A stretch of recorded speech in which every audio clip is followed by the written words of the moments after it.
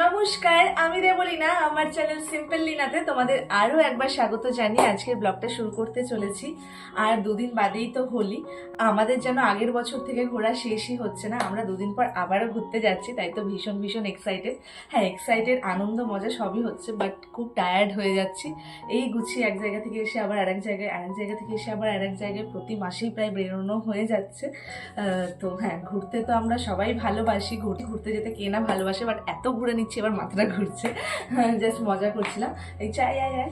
তো বুনো রেডি হয়েছে, আমাদের টুকটাক কিছু কেনাকাটির আছে। আমরা এবার ফ্যামিলি সবাই মিলে ঘুরতে যাচ্ছি। আগের বার যেমন গেছিলাম, পুরীতে গেছিলাম হোলির সময়, তো এবারও এক জায়গায় যাচ্ছি, কিছুদিন পরেই জানতে পারবে, আর দুদিন বাদে। তো আমরা রেডি হয়ে নিয়েছি। বাইরে একটু একটু ঠান্ডা আছে, ঘরে গরম লাগছে, তাই জন্য এই শার্টটা পরলাম। তো সন্ধ্যার পর থেকে বেশ ঠান্ডা লাগছে। প্লাগ করবো, আর কয়েকটা টুকটাক জিনিস কেনাকাটি আছে, এগুলো কিনবো। তো আশা করি তোমাদের ব্লগটা খুব ভালো লাগবে। তারপরে বাড়ি এসে গোছাতে হবে, মাঝে তো আর একটা দিন আছে, কিচ্ছু গোছানো হয়নি, গোটা ঘর ছেটানো, মানে কবে থেকে যে আমি জামা কাপড় গোছাই না আমি জানি না, তো গোছানোই হয় না। তো আলমারিটা গুছিয়ে সব কিছু নিয়ে বেরোতে হবে। আর মায়ের শরীরটা একদম ভালো না, মায়ের কথা ছিল বুনুকে নিয়ে বেরোনো, তো মা তো যেতে পারছে না, তাই জন্য আমাকেই ওকে নিয়ে যেতে হচ্ছে। কি করবো, গিয়ে মাথা খারাপ করে দেবে। সেটাই তোর দরকারে তো খুব নিয়ে যাস। আমার দরকারে নিয়ে যায়, কিন্তু ওর দরকারে নিয়ে গেলে আমার মাথা খারাপ করবে। তাতে এটা কিনে দে, তাতে ওটা কিনে দে। বাবা কবে বললাম রে, আমার কাছ থেকে কত কিছু কিনেছি, সেই টাকা আমি আজও পাই না, কোনোদিন পাবো না। একটাই টপ কিনেছিলাম, আরো অনেক কিছু কিনেছিস বহু যুগ আগে, তো সেগুলো আর পাই না, আর পাবো না। তো সবসময় ইনস্টাগ্রাম চলতেই থাকে হাতে, না কিছু বলার নেই। ওদের ইনস্টাগ্রাম একটা কথা, ও তাই নাকি? হ্যাঁ, আমাকে দেয়ই না। সেটাই। যাই হোক, নেল পলিশ করতে হবে। আমি খুব একটা নেল পলিশ করি না, নখও রাখতে পারি না। এবার দেখছি একটু একটু নখ হয়েছে, তো নেল পলিশ করতে হবে, অনেক কাজ। তো চলো টাটা, বেরোই। এখন ঘড়িতে বাজে 6টা। বাই। কি সমস্যা হয়েছে তোর, একটু বল, কি হয়েছে? মেলায় যে নিয়ে যাবে বলেছে, একটু জোরে বল। মেলায় শুধু বলেছেই নিয়ে যাবে, কখন যে নিয়ে যাবে সে কেন নিয়ে যাব না? কবার যাই রে মেলায়? কিন্তু কটার সময় জানি না। আয় কালেকশন দেখে আয়। দেখে কি করবি, কিনে কি দিবি? দেখতে লাভ নেই, একে দেখ। আসলে সবাই মিলে আমরা একটা হোলির আউটফিট ঠিক করেছি, তার জন্যই একটা হট প্যান্টের খোঁজাখুঁজি চলছে। আগের দিন টি শার্ট কিনে নিয়ে গেছি, আর তার সাথে হট প্যান্ট খুঁজেছি, তেমন কোথাও খুঁজে পাইনি। তাই আজকেও ভাবলাম কয়েকটা দোকান ঘুরে দেখি। ট্রেন্ডসে ঢুকেছি, বাট কিছুই খুঁজে পেলাম না। আর ট্রেন্ডসের পাশেই না একটা খুব নামকরা মিষ্টির দোকান আছে, আমরা এখানে এলেই এই দোকান থেকে মিষ্টি খাই। আমরা নিয়েছিলাম দই আর একটা করে সিঙ্গারা। অনেকটাই দেরি করে বেরানো হয়ে গেছে, তাই আর অন্য কোনো দোকান আজ ঘুরতে পারবো না। এখন এখান থেকে সবাই মিলে মেলায় যাওয়ার কথা, তো টাইম এমনিতেই পার হয়ে গেছে, এখন মেলায় ঢুকতেই হবে। আর মেলায় ঢুকেই দেখি সামনেই একটা অ্যান্টি টার্নিশ জুয়েলারি স্টল। আর আমি তো অ্যান্টি টার্নিশ জুয়েলারি দেখলে নিজেকে সামলাতেই পারি না, প্রত্যেকটা কালেকশানই এত সুন্দর লাগে। প্রতিবারই আমি এই স্টল থেকে কিছু না কিছু কিনি, বাট এইবার আর কিনিনি। তবে বোন এই ব্রেসলেটটা কিন্তু এখান থেকে নিয়েছে। এই ব্রেসলেটটা পরার পর ভীষণ এলিগেন্ট লাগছে দেখতে, বাড়ি গিয়ে তোমাদের ভালোভাবে ক্লোজে দেখাবো। তবে এই ব্রেসলেটটার দাম কত হতে পারে তোমরা গেস করতে থাকো, হয়তো অনেকেই জানবে যারা অ্যান্টি টার্নিশ জুয়েলারি ইউজ করো। এবার প্রত্যেকটা স্টল আমরা ঘুরে ঘুরে দেখব। যদিও আগে একবার আমি আর হুতু এসে ঘুরে গেছি, বাট তখন বোনের পরীক্ষা চলছিল, সেই কারণে ওকে নিয়ে আসতে পারিনি। তাই ও আগে থেকেই বলে রেখেছিল আমার পরীক্ষা শেষ হয়ে গেলে কিন্তু আমাকে নিয়ে আসবি। বোন এক্সামের পর মা বাবার সাথে এসে একদিন মেলায় ঘুরে গেছে, বাট কোনো রাইডে ও চড়তে পারেনি, কারণ মা বাবা তো কোনো রাইডে চড়বে না। তাই ওর আমাদের সাথে আসার সবথেকে বড় কারণ হলো ও যাতে রাইডে চড়তে পারে। তারপরে কিছুটা গিয়ে আমার আরও একটা অ্যান্টি টার্নিশ জুয়েলারি শপ চোখে পড়লো, তো ওখানে গিয়ে আমার এই ব্যাগটা ভীষণ পছন্দ হয়েছিল, বাট এখন আর নিইনি, কারণ এই মুহূর্তে আমার এই ব্যাগটা লাগবে না। কেনাকাটির আর তেমন করে কিছু নেই। এবার আমরা খাওয়ার স্টলের দিকেই যাব।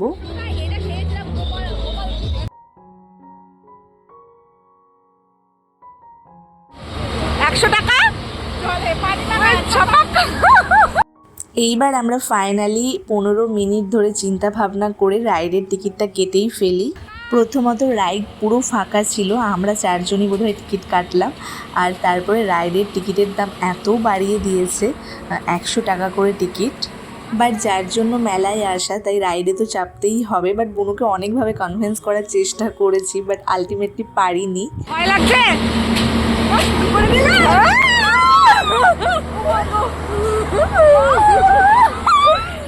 আমি না আগে দুবার নাগরদোল্লায় চেপেছি, সেটা অনেক দিন আগে, তাও একজনের সাহসে। আমার খুব একটা রাইডে চাপার সাহস নেই, বিশেষ করে এইসব ভয়ঙ্কর রাইডে। স্টার্ট হওয়ার সাথে সাথেই আমি তো ফোন একদম ভেতরে ঢুকিয়ে দিয়েছি, আর তারপর থেকে এত চিৎকার করেছি। কেমন লাগলো বল, কেমন লাগলো বল? ভালো লেগেছে। প্রথমে বডি নিতে টাইম লাগে, তারপরে বডি নিয়ে না আরো খাওয়াটা খুব কষ্ট হচ্ছে। যতবার নামিয়েছে ততবার কষ্ট। ও তো অতটা ভয় পায় না, আর বোন আমার চিৎকার দেখে ও চিৎকার করে গেছে। আর আমাকে যতবার নিচে নামানো হয় আমি ততবারই চিৎকার করে যাই। এবার কয়েকটা ফটো তো আমাদেরকে তুলতেই হবে। মেলায় তেমন করে আমার কিছু খেতে ইচ্ছা করে না, বাট এসেছি যখন কিছু তো খেতেই হবে, তাই সবাই মিলে 1 প্লেট পাপড়ি চাট নিয়েছি। তারপরে ওরা দুজন ফুচকা খেলো, আমার আজকে ফুচকা খেতে ইচ্ছা করছিল না। কেমন ঘুরলি মেলা? মেলা ঘুরলাম না পুরোটা, পুরোটা তো ঘুরে শেষ হবে না, কারণ একটা দোকানে 1 ঘন্টা করে দাঁড়িয়ে থাকছে। আমি কিছু কিনলামই না, কিছু না কিনলেও 500 টাকা খরচা হয়ে গেছে। আমার কিছু 500 টাকা কি কিনলি দেখা তো বার করে। মার মার মার। কি পেয়েছিস তোরা দেখা? সেফটি বিন, গার্ডার, ক্লিপ, ব্রাশ। বাবা ব্রাশটা তো কালারটা অসাধারণ, বুঝতে পারবি মেলা থেকে নিয়েছি। টাকা এদিকে। আজকে অনেক কিছুই টুকটাক শপিং করা হয়েছে, সানগ্লাস থেকে শুরু করে বোন অনেক রকমের মেকআপ কিনেছে। আর এই যে ব্রেসলেটটা, কি কেনা হয়েছে সেটা তোমরা শর্টসে দেখতে পেয়ে যাবে। আগের দিন তো আমরা হট প্যান্টটা পাইনি, হট প্যান্টটার জন্য আজকে আবারও বেরোতেই হয়েছে। হট প্যান্টটা না পেলে পুরো লুকটা কমপ্লিট হবে না। আজ তো গোটা শহর জুড়ে হট প্যান্ট খুঁজেই ছাড়বো, কোনো মল কোনো দোকান কিচ্ছু বাদ রাখিনি। ফার্স্টেই চলে এসেছি এক্সপ্রেস বাজারে, বাট এখানে এসেও পেলাম না, তাই ঝটপট এখান থেকে বেরিয়ে এখন আমরা যাব কলকাতা বাজার। তারপর অনেক দোকান খোঁজাখুঁজি করে শেষে V2 থেকে আমরা আমাদের পছন্দ মতো রিজনেবল দামে হট প্যান্টটা খুঁজে পাই। এত দোকান ঘুরেছি, শেষে মাথায় খারাপ হয়ে গেছিলো, তাই আর কোনো ভিডিও ক্লিপ নিতে পারিনি। আর রাতে এসে একদমই টাইম ছিল না, খুব তাড়াহুড়োর মধ্যে গুছিয়ে সবটা কমপ্লিট করতে হয়েছে। আজকে হচ্ছে হোলির আগের দিন। সবাইকে জানাই অ্যাডভান্স হ্যাপি হোলি। তোমাদের সবার হোলি খুব ভালো কাটুক, তোমরা এই বছরের বসন্ত উৎসব খুব ভালোভাবে উদযাপন করো। তো আমরা এখন রেডি হয়ে গেছি, আমরা কিছুক্ষণের মধ্যেই বেরোবো। আমাদের সেন্টার পয়েন্ট হচ্ছে কৃষ্ণনগর, আমরা সবাই মিলে এখন যাচ্ছি কৃষ্ণনগর। কৃষ্ণনগর থেকে সবাই একসাথে যাব আবারও হই হই করে ঘুরতে। আগের বছর ঠিক এই সময়েই গিয়েছিলাম, মানে আগের বছরও হোলিতেই গিয়েছিলাম আমরা সবাই মিলে ঘুরতে। তো এই বছরও হোলিতেই সবাই মিলে প্ল্যান করে, মানে হোলিতেই বেসিক্যালি সবার টাইমটা হয়, কারণ ওইটা একটা ছুটির টাইম, ছুটি থাকে। তো হোলিতে যাওয়াটা বেস্ট সবার জন্য, তো হোলির টাইমটাই আমরা বেছে নিই। আর হোলিটাও বেশ বাইরে এনজয় করা হয়, কারণ এখানে তো তেমনভাবে হোলি সেলিব্রেট হয় না। সবাই কয়েকজন বন্ধুবান্ধব মিলে ভূত সেজে আমরা বসে থাকতাম আগে ছোটোবেলায়। বন্ধুবান্ধব বলতে দিদিরা, সবাই কাজিনরা। তো এই কয়েক বছর একটু হোলিটা অন্যরকমভাবে কাটছে। তো আশা করি এই বছরটাও খুব ভালো কাটবে। আমাদের সবার গোছানো হয়ে গেছে।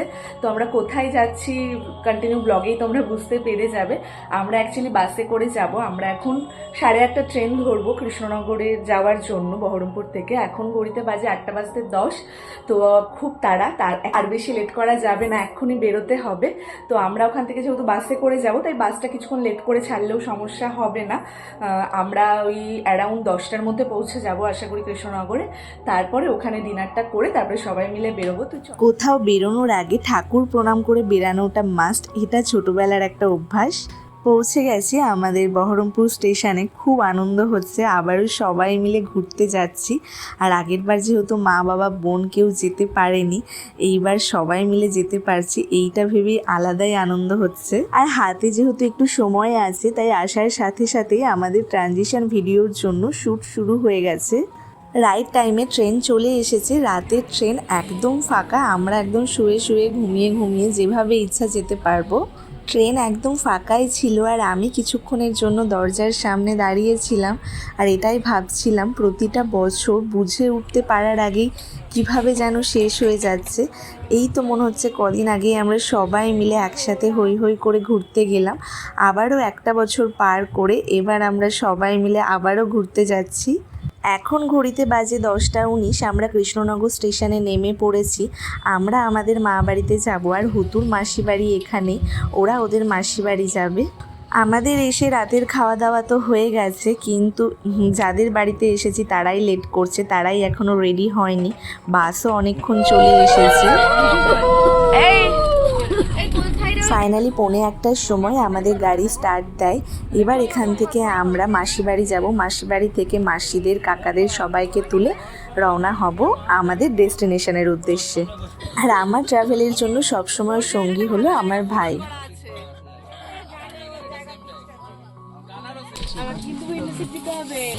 ফাইনালি হলাম, চলেই আসলো নাকি। ঠাকুরের গান দিয়ে যাত্রা শুরু হলেও পরপর 2-1টা নাচের গান শুরু হতেই আমরা আর বেশিক্ষণ সিটে বসে থাকতে পারিনি। একটু নাচ কর।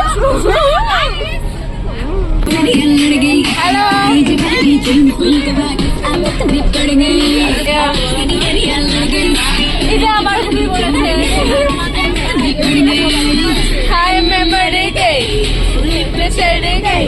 No, no, no,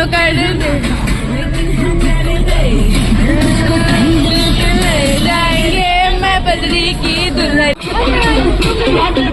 হলো খেলা হবে, খেলা খেলা খেলা হবে, হতেই হবে, হতেই হবে, খেলা হবে, খেলা হবে, ঠিক ঠিক ঠিক খেলা হবে, খেলা হবে, হতেই হবে, হতেই হবে। मैं दिल छोड़ आया, मैं उम्र यार में तो बना करके ले जाएंगे, मैं दिल्ली की दुल्हनिया। तुम बड़ू तेरा वाकियों का लाल जैसे तेरा গোটা রাত আমাদের ঘুম নেই। প্রায় 1.5-2 ঘন্টা নাচ করার পর আমাদের গাড়ি এবার পেট্রোল পাম্পে দাঁড়িয়েছে। এত এক্সাইটমেন্ট কাজ করছে, একটুও এখন ঘুম পাচ্ছে না, বাট কালকে এনজয় করার জন্য এখন একটু গিয়ে ঘুমাতেই হবে। বাইরে প্রায় ভোর হতে চললো। আমাদের যেহেতু বেরাতে অনেকটাই লেট হয়ে গেছে, তাই জন্য আমাদের পৌঁছাতেও অনেকটাই লেট হয়ে যাবে। গাড়িতে হয়তো 1 থেকে 2 ঘন্টা ঘুমিয়েছি, তারপরেই সকাল হতে সবাই নেমেছে চা খেতে, আর আমাদেরও ঘুমটা ভেঙে গেছে। আর ঘুম ভাঙার আর একটা কারণ হলো প্রচণ্ড ঠান্ডা লাগছিল ভোরবেলার দিকে। বসন্তের সকাল আর তার সাথে এই মিঠে রোদটা এত সুন্দর চোখে মুখে পড়ছে, মনটাই একদম ফুরফুরে করে দিচ্ছে। তো আমরা এই ঘুম ঘুম চোখ নিয়ে উঠেছি, একটুও তো ঘুমাতে পারিনি ঠিকঠাক, বাট বলছি এই দেখা যাচ্ছে শুধু আমাদেরকে, আমরা তো একটু ঠিকঠাক ঘুমাতে পারিনি, কোনো রকম চোখটা একটু লেগেছে। গোটা রাত নাচ করতে করতে এসেছে। এই যে একটা অসুস্থ মানুষ দুবার করে বমি টমি করেছে। আর আমরা তো ভেবেছিলাম এখানে একদমই ঠান্ডা থাকবে না, আসার সাথে সাথে দেখি প্রচন্ড একটা ঠান্ডা আছে, আর রোদের তেজটা একটু আছে, কিন্তু ঠান্ডা মারাত্মক লাগছে। তো আমরা এখানে ফটোশ্যুট করব, একটু রোদটা পড়েছে, খুব ভালো লাগছে দেখতে। তো তারপরে গাড়ি ছাড়বে। এখানে অ্যাকচুয়ালি চা খাওয়ার জন্য নামা হয়েছে, ফটোশ্যুটের জন্য না। তো চলো, কিন্তু এখানকার ভিউটা সারা রাত চিৎকার করে গলার অবস্থা একদম খারাপ। এখনও 4 ঘন্টা লাগবে পৌঁছাতে। আর ভালো লাগছে না, এবার মনে হচ্ছে কখন পৌঁছাবো। সেই কাল 6টায় বেরিয়েছি বাড়ি থেকে। আমাদের রিসর্টে ঢুকতে ঢুকতে প্রায় 12টা বেজে গেছিলো। আমরা সবাই মিলে ঘুরতে এসেছি পুরুলিয়ায় ঘুরতে এলে বেশিরভাগ সবাই রিসর্টে থাকে, তাই আমরাও খুব সুন্দর একটা রিসর্ট বুক করেছি। এখানে 7টা রুম ছিল, আমরা 6টা রুমই বুক করে নিয়েছি। আমাদের 6টা ফ্যামিলি, টোটাল মেম্বার আমরা হচ্ছে 20 জন। তবে রিসর্টে এখনও কাজ চলছে, কিছু কিছু জায়গা এখনও রেডি হয়নি, বাট রুমগুলো ভীষণ সুন্দর ছিল, একদম ডিলাক্স রুম, তার সাথে ভীষণ পরিষ্কার পরিচ্ছন্ন। প্রত্যেকটা রুমই একদম এক, তাই জন্য আলাদা আলাদা করে রুমগুলো আর দেখালাম না।